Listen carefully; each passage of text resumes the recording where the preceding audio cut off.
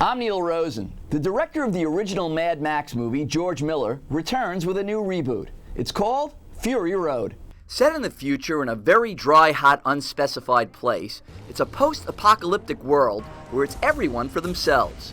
Tom Hardy plays Max, who's on the run from a crazy leader who wants to harvest his organs. Charlize Theron, with a bunch of supermodels in tow, is trying to return to her old greener pasture home. Hardy and Theron team up to fight the bad guys, and sadly, that's about all there is to the plot.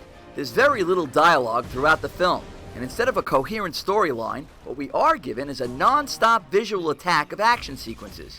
At 2 hours, it's a constant barrage of explosions, futuristic car crashes, gun shootouts, and fight sequences. The action hardly ever lets up, and it's not only overkill, it's a fatiguing assault on my senses. After about an hour in, I started to get really mad.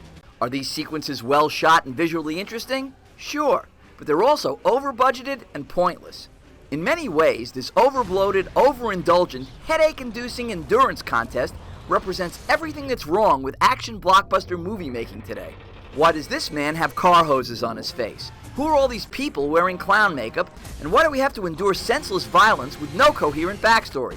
Well, don't look to this movie to give you any of those answers. If I'm going to get invested in any movie, I have to care about what's happening to the characters.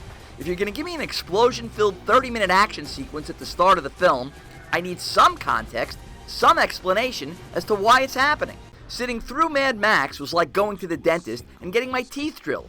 It's painful, noisy, and aggravating, and I couldn't wait for it to stop. Hey, listen, if you want to see stuff blowing up for 2 hours straight and don't care about a story or character development, then this is the movie for you. But I need a lot more out of a film. On my Big Apple rating scale, out of a possible 4, I'm giving Mad Max Fury Road half a wormy apple. Neil Rosen, Time Warner Cable News. How do you like them apples?